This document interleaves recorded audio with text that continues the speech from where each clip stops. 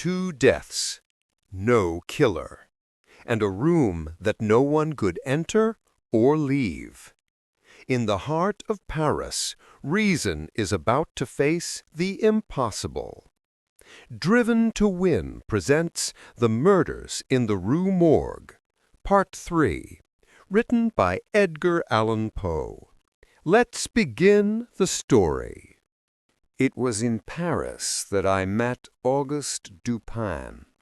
He was an unusually interesting young man with a busy, forceful mind. This mind could, it seemed, look right through a man's body into his deepest soul. One hot summer morning, we read in the newspapers about a terrible killing.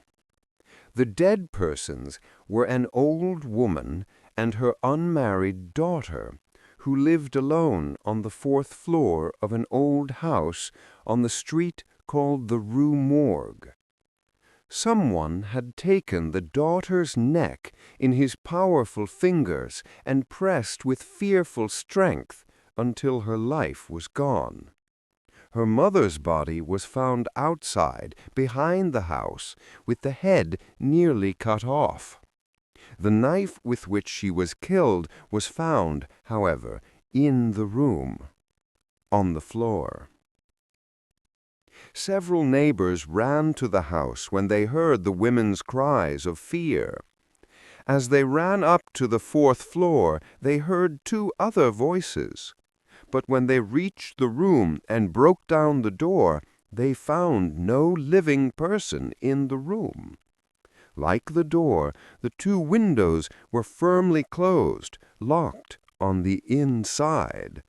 There was no other way that the killer could have got in or out of the room. The Paris police did not know where to begin to look for the answer. I told Dupin that it seemed to me that it was not possible to learn the answer to the mystery of these killings. "No, no," said Dupin. "No, I think you are wrong. A mystery it is, yes, but there must be an answer. We must not judge what is possible just by what we have read in the newspapers. The Paris police work hard and often get good results, but there is no real method in what they do. When something more than simple hard work is needed, when a little real method is needed, the police fail. Sometimes they stand too near the problem.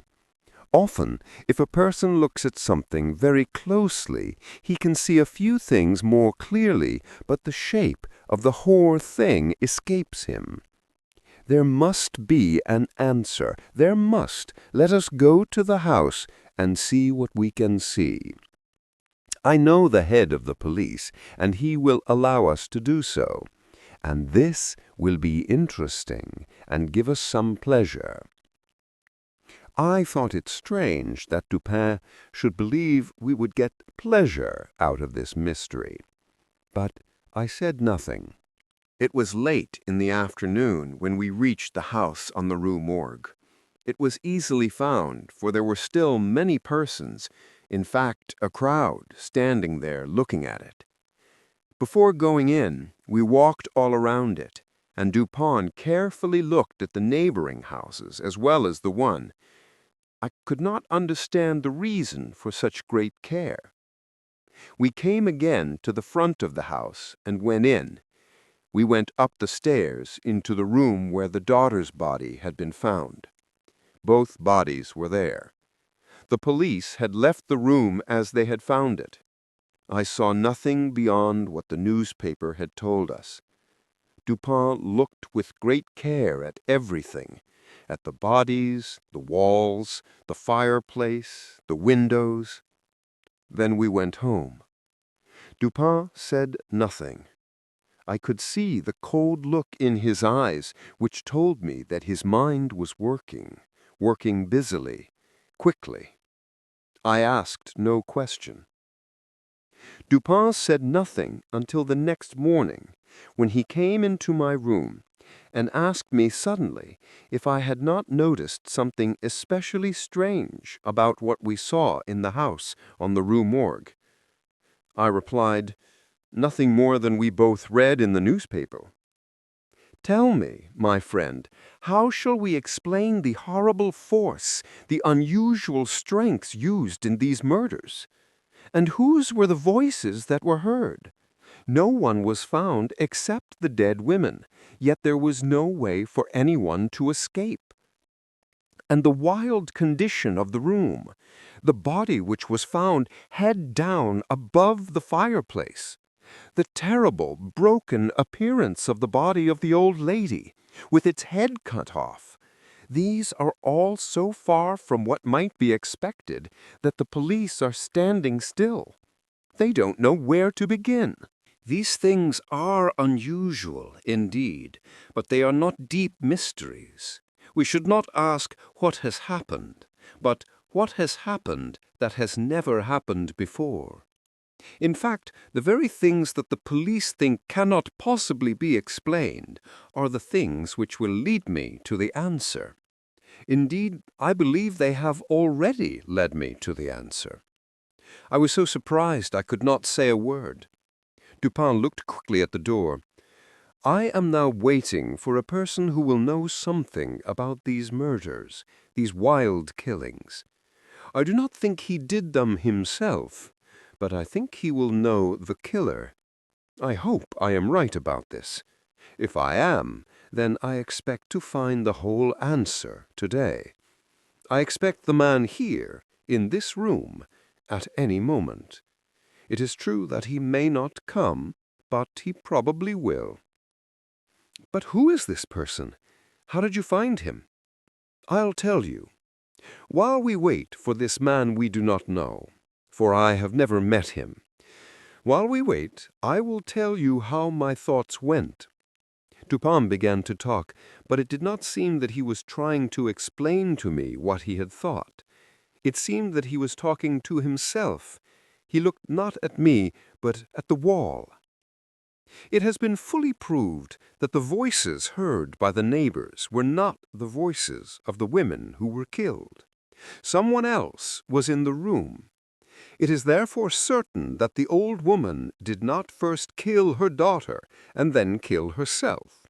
She would not have been strong enough to put her daughter's body where it was found. And the manner of the old lady's death shows that she could not have caused it herself. A person can kill himself with a knife, yes, but he surely cannot cut his own head almost off, then drop the knife on the floor and jump out the window. It was murder, then, done by some other person or persons, and the voices heard were the voices of these persons. Let us now think carefully about the things people said about those voices. Did you notice anything especially strange in what was told about them?" "Well, yes. Everybody agreed that the low voice was the voice of a Frenchman, but they could not agree about the high voice." "Ah, that was what they said, yes, but that was not what was so strange about what they said. You say you have noticed nothing that makes their stories very different from what might have been expected. Yet there was something. All these persons, as you say, agreed about the low voice, but not about the high voice. The strange thing here is that when an Italian, an Englishman, a Spaniard, and a Frenchman tried to tell what the voice was like, each one said it sounded like the voice of a foreigner. How strangely unusual that voice really must have been. Here are 4 men from 4 big countries, and not one of them could understand what the voice said. Each one gave it a different name. Now I know that there are other countries in the world. You will say that perhaps it was the voice of someone from one of those other lands, Russia perhaps. But remember, not one of these people heard anything that sounded like a separate word." Here Dupin turned and looked into my eyes. "This is what we have learned from the newspaper.